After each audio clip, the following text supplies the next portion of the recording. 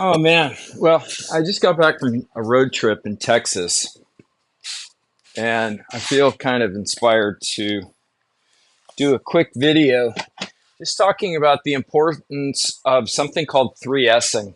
Basically, it's a strategy to consistently be cleaning up, improving, and putting an emphasis on not letting problems and messes and so on or disorganization just compound.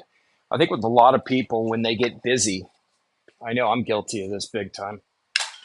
When I'm working on a bigger project, especially, um, you know, tools end up being left out, and things don't get put away. The problem with that is that at the end, what you end up with is you end up with a working situation that's not very effective to work in, and it's not inspiring to work in either. Just taking the time to put things back where they belong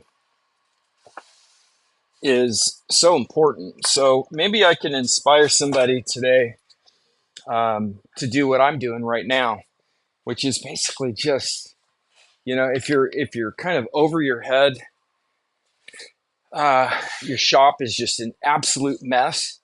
How about this? Why don't we together just start putting some stuff away? Just put the obvious tools where they go, and as you're going and you're seeing your space start to open back up, just notice how you feel. Don't you feel like you can kind of breathe easier, right?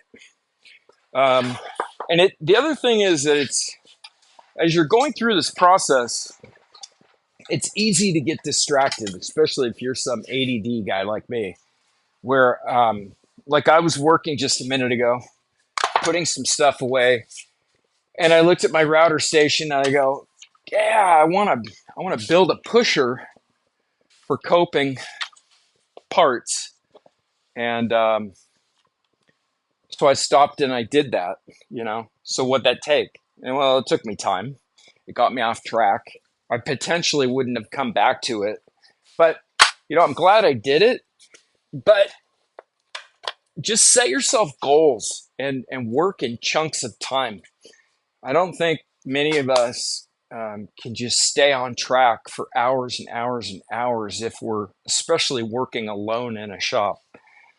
So my table saw station and assembly station's almost clear. I've got some e-bikes that I need to service um, before I can put them away. Safety glasses are all spread around the place. So, which is not good because obviously when you're working, especially on a table saw, um, you don't want to risk getting a kickback and losing an eye or, something serious. So it's always good to have one close by. I think what I'm going to do is I'm going to clear all my surfaces first. Once I've got everything basically back where it is, which is kind of close actually right now, then I'm going to take it to the next step. Anything that's sitting on the floor, I'm going to literally take it out of my shop. I'm going to blow out my shop, clean it up, clean all my lumber storage, get rid of any scraps that are just a waste. And then I'm going to consider seriously what percentage of these tools do I not need, where they're either duplicates or they're maybe I replaced one for job site use and I had this extra one. And so I thought I would use it in the shop. But, you just got to think, how often have you used those things? Um, One thing that might be helpful, because it's helpful for me, is I don't think of a tool specifically as what it is. I think about what it does. So for example, if I have three circular saws and they all cut a straight line, why do I have three? Can I do everything with two or even one? Uh, if I have two jigsaws or a jigsaw and a bandsaw and something else. I have to think seriously, like, how often do I use a jigsaw in my shop? Is this a second jigsaw that I have because my work jigsaw um, needed to be upgraded and now I just have this extra tool? I mean, at the worst, not even at the worst. I mean, rather than just throwing stuff away, you can donate it. You can, I mean, if it's still really good and you feel attached to it, you can sell it.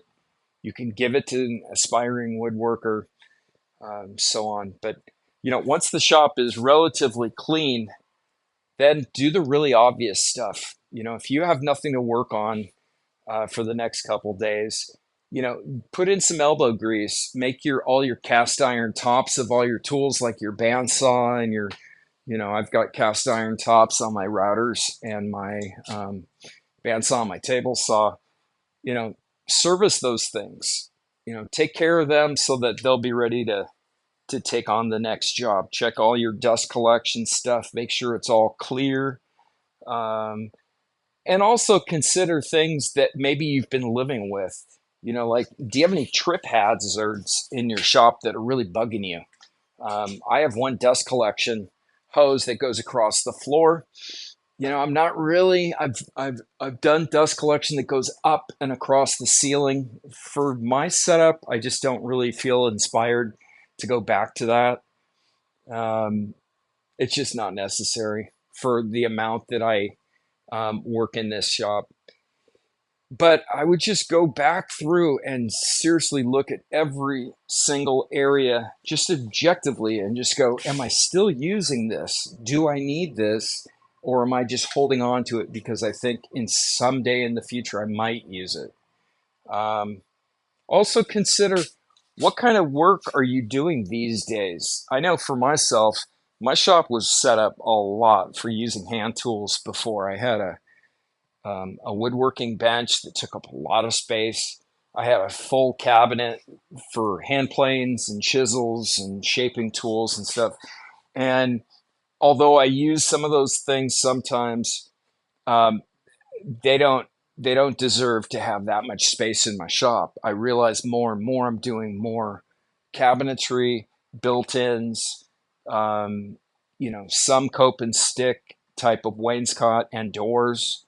So I really need to be set up to do that stuff because that's ultimately what rings the register.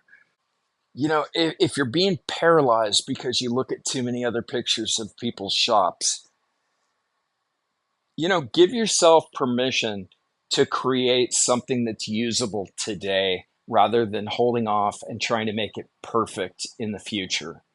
A show off shop is great if you're making lots of money and you have the time to do it and you have the means to do it.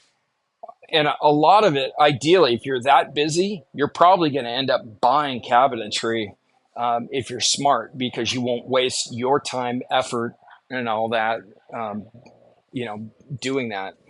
And get yourself organized today with the idea that if it works and if you're comfortable using that for a little while, then you can upgrade and you can make nicer drawers.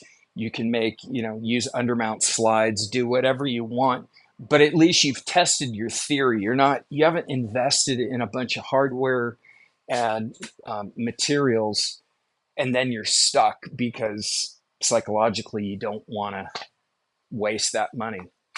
I think as much as possible, there shouldn't be anything in front of another tool. And that can be tough if you have a small shop. And that's where, again, lean thinking really comes in because you got to ask yourself, if I'm having to store something away like that, am I doing that just because I want to have that thing, or is it used frequently? If it's used frequently, it should be somewhere where you can walk up and use the tool, get your work done, and walk away. And you can keep a cleaner shop the more lean you are.